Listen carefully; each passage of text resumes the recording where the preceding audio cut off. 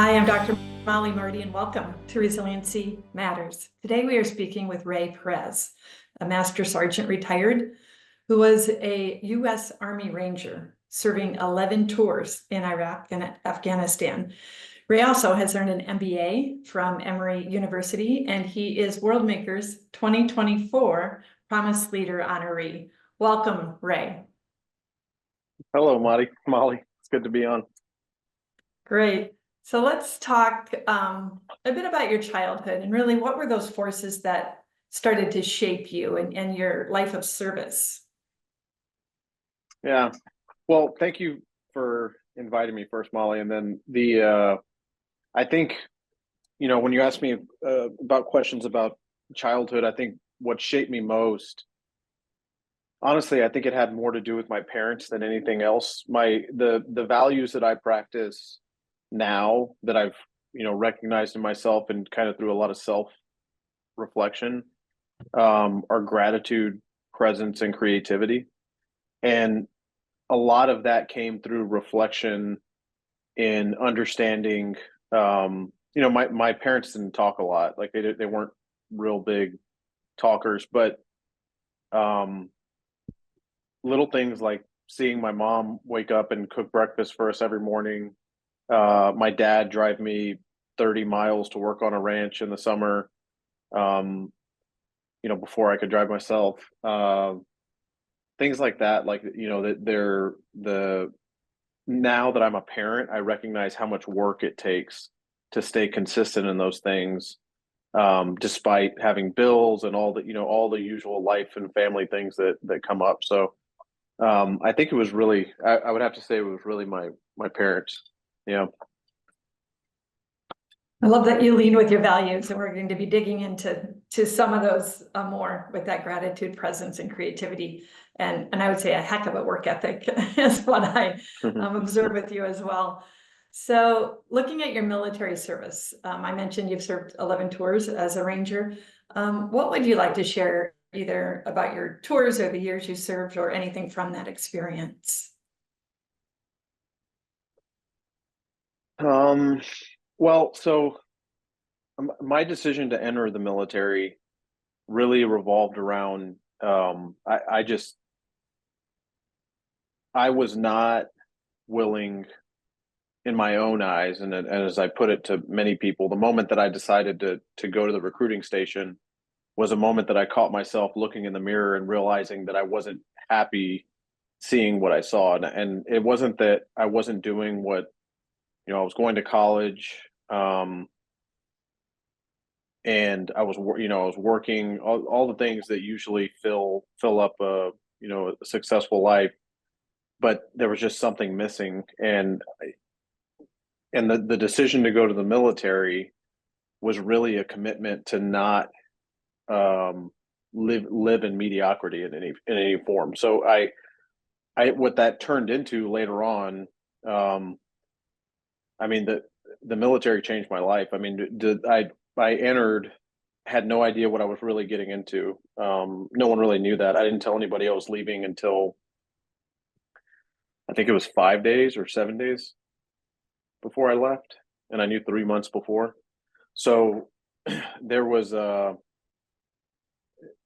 think above all that like I found another family in the military, but more so I realized that you could be going back to values. I realized that like there is a way to tie to each other in terms of shared values and be very different. And if I think a lot of times that the gunfighting and stuff like that gets it gets like the Hollywood edge to it. But in all reality, I mean, I think it has more to do with seeing things that are really hard to do or hard to get done and having the confidence to step in side by side with someone that you're going to get it done faster and better together than you could alone. And I don't know if I really understood that before the military, and that transferred out into how I look at business, how I look at interacting with my family, what my responsibility is with my family, things like that. Yeah. So the big things with the military really, I went through those, I got to do those 11 deployments. I got a little banged up on a couple of them, one in a vehicle rollover and injured my neck pretty good. And then not real bad, but and then I injured my hip later on in Afghanistan. And both of them were nagging injuries. They were, they put me down a little bit, but after that experience, I went on to lead in what was called selection and training, which is now, I've interacted in a lot of HR departments, and it's almost like HR on steroids is a way to say it. Like it's talent acquisition slash development all put into one pipeline and then put on steroids. It's just very, very focused environment in this. And you're responsible for finding and growing the talent of the organization in this small cell of people that come together after years and years and years in the organization. And I was asked to come lead in that. I was honored to. But when I came in to do that, it was my first time stepping away from deploying to combat with my guys at the time. I had been with them for 10 years. So, that transformed the way that I look at growing people. It transformed the way I looked at myself. That's when I started doing a lot more. I had started doing values work, but I started doing much more then because, frankly, I knew that, my daughter was being born then as well. My daughter is 7 years old now. Her name's Olivia. And I knew that, I had heard that it was going to be hard and you couldn't put your identity in what we were doing. And that all sounded great. It made a lot of sense. For the stuff that we were doing, there was no such thing as not all in. And so I think a lot of the people that were giving us advice, it almost seemed like there was a disconnect there in understanding what was really, like what we were really asking of ourselves to do what we were doing. And so, what I took away from that is like in going there, transforming how we looked at selection, how we looked at growing people and leaders, it changed everything. That's what led to Emory. That's what led to the MBA. That's what led to more entrepreneurial ventures afterwards. I just don't feel stuck, and I feel like I can pivot on my values and apply them, frankly, anywhere. That's why that's why we were so focused on being a value-centric organization, but giving people the autonomy on how they were going to apply it. They just had to be clear on how they were going to do that.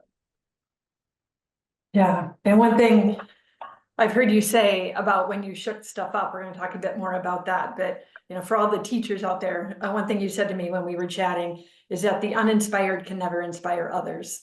And that was one thing you looked at, when you have faculty in front of the room and they're yawning and they're not engaged, what are you going to get out of your people? And so you've said a lot of wise things. I'm actually going to quote you, Ray, and we're going to do a deeper dive here, but I listened to your retirement ceremony, which is available online. So I'm going to read a bit and then we'll circle back. You said, don't ever forget to be grateful for yesterday, just because today is painful. Don't be here today because we are the only ones who can. You have to earn this role. Don't ever forget to dream about tomorrow and go after more. The only person who limits our abilities to move in this life is us. Right. So you can see your core values coming through there, but talk a bit more about the role of gratitude. Let's start there, right? Don't ever forget to be grateful for yesterday, just because today is painful. Yeah, there was, I foundationally believe in this as a leader, and I've read on a lot of things in this, but after practicing this and leading teams in and out of the Army, one thing that I have realized is when I am coaching someone, even when I am asking someone to coach me, I am hyper focused on what I control. And I realized that gratitude was a lever that I controlled, and it also influenced how I viewed the potential of any situation. And the first time that I realized that there were a lot of things that we did in combat that were chalked up to standard operating procedures, these things that we, memorize. They were chalked up to things like that, but it wasn't really that. I realized that there was another level of, I needed to dissect it in a way where I understood there's a reason that we kept showing up. There was a reason that we kept getting performers the way that we did. There was a reason that the Ranger Regiment was trusted with so many missions in the global war on terror. And one day, I think when things get less classified, people will understand the weight of that the organization carried. And and one of those things that I realized was what everybody else considered to be this hard thing of combat. That's what everybody that came together, that's what we were there to do. And everybody was so grateful for the chance to get on one of those helicopters or load up on one of those trucks or just put a pack on, that the potential of every night was influenced by that. And the consistency in that then changed what we had control of in terms of, I mean, Ranger officers led, in some of the key roles of all, of the conflict, all of this. And so I just think it impacted or it impacted that, and I transferred that over and realized that it was powerful. So I started applying it at a smaller level, I guess you say, a micro level at the program, and asking ourselves, how are we going to do this intentionally? And how am I going to help other leaders build their own journey to recognizing why gratitude matters, not just tell them it matters? And I really enjoyed that. Yeah. So what is one of your daily, I don't know if you have daily gratitude practices or within your day, whether it's journaling or something you say or how you look at things around you? What's one of a real practical thing that you do that reminds you or that helps you embody that gratitude? I write every night. I write, it's actually on this notebook that I have right here beside me, but I write 3 things that I'm grateful for. And I do that before I relook at what are my goals for tomorrow, because today is always, it changes. I do that specifically to influence how is it, when I look at tomorrow, how am I going to be inspired that there potentially could be more than what I thought before? And in order to get there, put gratitude first. Yeah. Excellent. And then one of your, another wise quote before we head off to break, you said we live in a country where we have to choose to do hard things. I think this is such an important wake-up call for Americans. We live in a country where we have to choose to do hard things. Talk about the responsibility that carries, or just the perspective of when we lose perspective of what many others in our world around us are dealing with on a day-to-day basis. Yeah, I think that our responsibility to choose are hard, the things that we're going to do. I have rarely seen an easy path that was good. That was good for the person, good for the community. In many instances, I've seen, that, and this is once again a transferred over from combat. You never take the easiest route into a target or out, because those are the places that people expect you to walk. They expect you to move there for you to be what the term that was used in the unit was, hard to kill. For you to be that, you have to operate with a certain set of bless you, you have to choose to do the hard thing. You have to climb the mountain, not walk in the valley. You have to you have to decide to do the work, frankly. And in particular in business now, as I'm looking at it on the outside,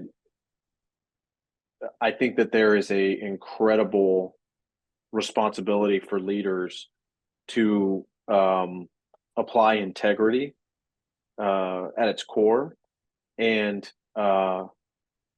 focus on work ethic over anything else. Because I think I've been incredibly surprised by some things since I got out, but I also am inspired that there's a lot that's going to change over the next few years, as a lot of the people I got into the military with are beginning to get out.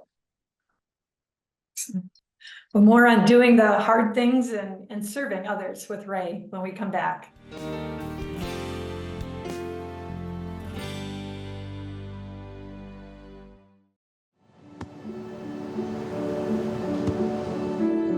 I don't remember how it started. Go to that. Our back and forth. It always came back. Dad! You probably don't remember what you told me, That was perfect. but I heard every word.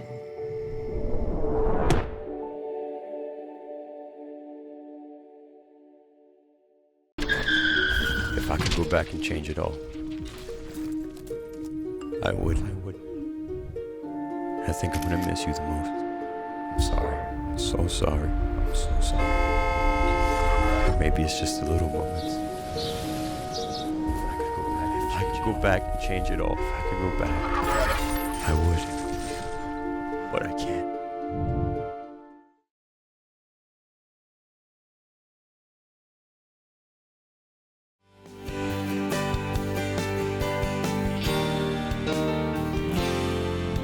Welcome back to Resiliency Matters. We're speaking with Raye Perez, a retired Army Ranger. And Raye, you referenced the Ranger Regiment School. You stepped in and really helped with that preparation program. Talk about your work and really the philosophy behind that work. Yeah, at the the core of that transformation, it really was a shift from looking at selecting people to growing them. And we foundationally knew that we had the right coaches and could impact people. What we really focused on as a team is shaping an experience that made people want to be better, that helped them recognize who they were, and got them interested in wanting to apply that in a lot of different environments. And so that cycle of growth, we didn't want it to end at work. We wanted them to be able to apply it at home as well. And then, eventually one day when they got out, to be able to do the same. And we were correct. We got really good results. We applied a lot of Carol Dweck's work in the growth mindset, or I should say conceptually applied it. I wouldn't say scientifically applied it, but we moved the graduation rate up significantly by 28%, I believe, over 12 months, and then went on to another selection element and completely transformed that as well. And that's been a very impactful experience in my career, in even stepping into businesses, being able to say, to look at something, see the potential, then build a very tangible tactical path to grow both, the people, the process, and how it impacts the product or service. Yeah. I think that shift from a mindset or a strategy to weed out the weak versus helping the team grow each other and grow their strengths, I think it makes such sense to strong leaders, and yet you can lose sight of that when you're in the weeds, right? And the reason I say that is, Lieutenant General, retired Jeff Buchanan, when he called him, he said, "Hey, Molly, you need to talk to Raye." So we share a mentor in General Buchanan, and he's been a longstanding Worldmaker board member. That's where he started. He's like, you have to learn about what this guy did with the school and this shift. So leaders get that, and yet recognizing that when you're in the midst of an environment and you don't have the outcomes and performance is suffering, and so you can, it takes a lot to take that step back and say, okay, let's move this. But speaking of Jeff, what role has mentorship played in your life, especially once you stepped into service and beyond? Well, I would say it's the most powerful tool in terms of. So when we talk about doing the hard thing, that is we go back to the selection stuff. Judging people is easy. It's not hard. You can walk around all day and judge people for what they do. You can get out, you can go at things alone, not to talk to a single people. The harder thing is actually to connect with someone. And also, I've been burned by mentors before. And it hurt a lot when that happened. But to give up on it entirely, that would be the easy thing.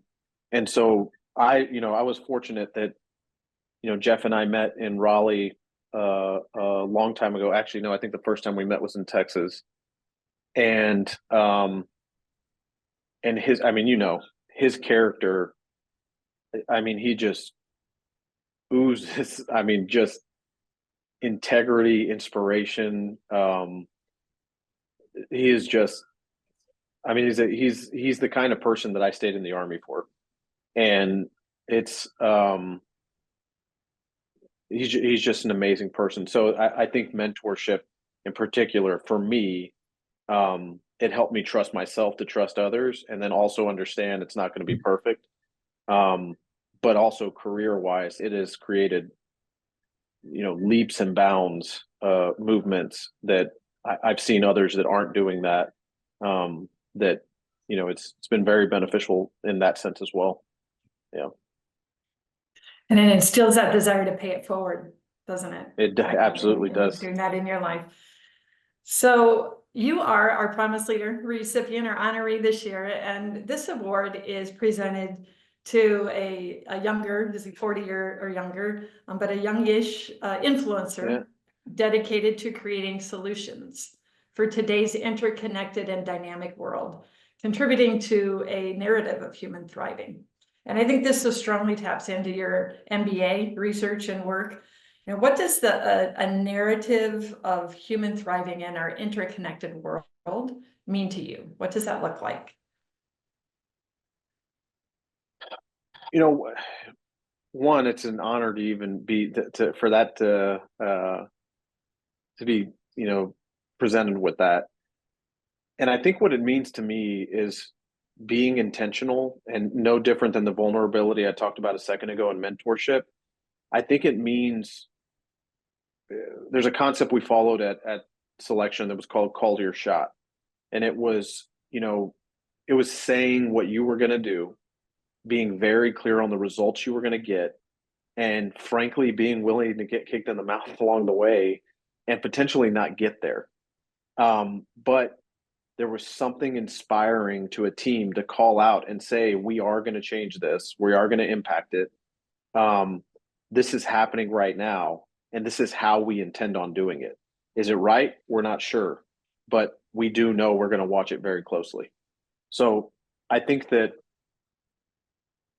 leaders in the world today, there is an immense amount of noise, and to help people focus on how they're intentionally going to grow, not by chance, but I believe that a leader has a responsibility to shape the environment that everybody comes to work in. It's one of the reasons I love your work being applied in every office across America. Is I'm looking out the window right now at my office, and there is someone out there. There's someone out there, I guarantee, who, just lost a child, or had, something happen in their life that was just incredibly tormenting. And they're sitting in front of a Microsoft Windows window right now, and someone has the opportunity to see them, but they can't see them until they see themselves.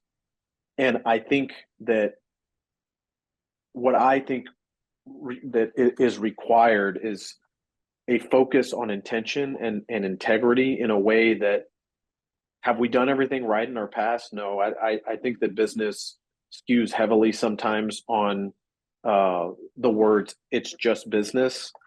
And frankly, I think it's lazy and unacceptable. And it's unneeded too. It's not even fun.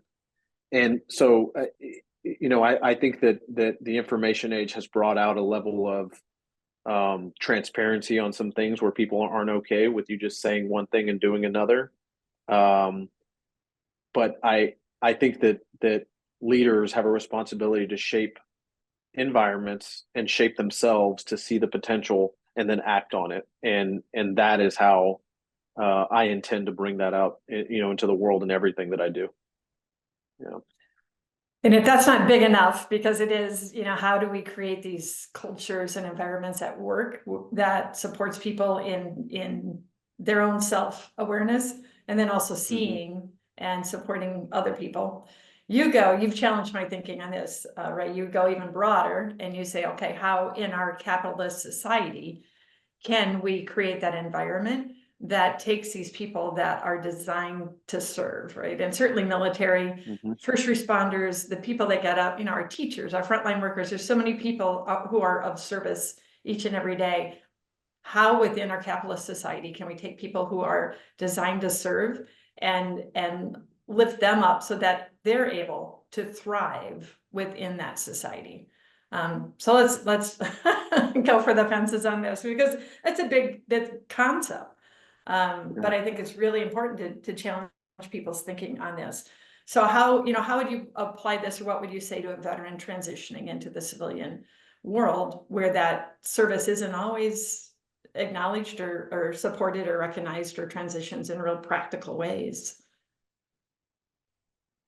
What I tell them now, and this is more in practice, is I mentor, I counted yesterday, and it's right about 43 is the number of people I'm in contact with right now. But I don't have a nonprofit. I don't, I've just started doing this, and it's exactly what you said. Mentorship is addictive. Like it's, and the idea of giving, it's inside me. It lives inside of me. And when I try and mute that, it's not beneficial in my life. So one, it is understanding your values and having someone that you can trust, and curriculum you can trust to get there. Two is being very specific on how you're going to apply it. And three is accepting that you're not going to know what it's going to be like you've never been out for most of us. So it's important to accept that and give yourself some grace in doing it. Yeah. Excellent. Well, thank you, Ray. I've learned so much from you, and another you say is, how as civilians, do you have that level of mission that you had? And in essence, you had a mission that you were willing to die for. And so how do you get up each and every day and have that sense of purpose? And I learn a lot from you as you grapple with that and mentor that forward. So thank you for this conversation today. Yeah, thank you. And thank you, viewers, for joining us on MediaCom MC22, your local programming leader.